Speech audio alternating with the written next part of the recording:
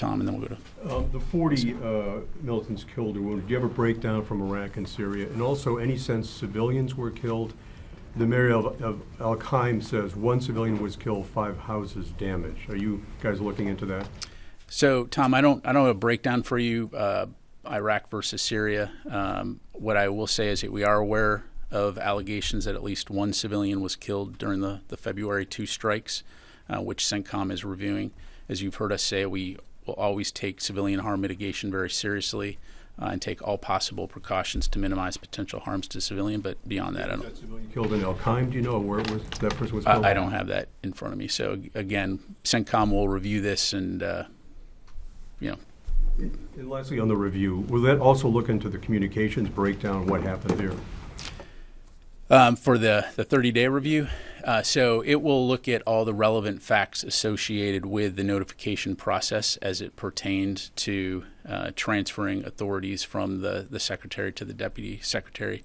Again, that memo is available online on the DoD website under the publications tab, and you can see exactly what the review is calling for. Missy? But will the review be provided to Congress? And if so, would that be in a classified format so they can review it in classified setting, or will you wait and do some sort of unclassified version of that? And then going back to Iraq, do you have an update on the HMC process? There's some reports that there's going to be a meeting in a few days.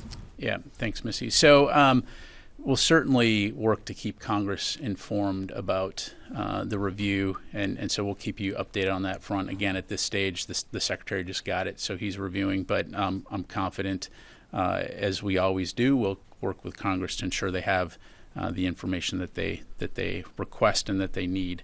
On the HMC, we do remain committed to the HMC process. I don't want to get into the specifics on how and when those private conversations will occur, other than we'll work with our Iraqi partners on that. I forgot to ask, do you have any update on him potentially testifying before the HASC? Yes, the Secretary will testify to the HASC on 29 February. And will that be an open hearing? I'd have to refer you to Congress on that piece. Okay, Dan?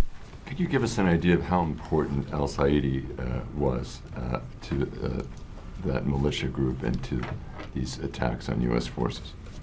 Well, again, I'd point you to CENTCOM's press release, and as I highlighted, I mean, this was a commander who was responsible for directly planning and conducting attacks against U.S. forces. And so, again, our focus in Iraq and Syria is on the enduring defeat of ISIS, but when our forces are threatened, we will take appropriate action, and this strike was conducted in response to the attack against our forces, as well as the attack on our base, our facility in Jordan, where 3 service members were killed and numerous wounded.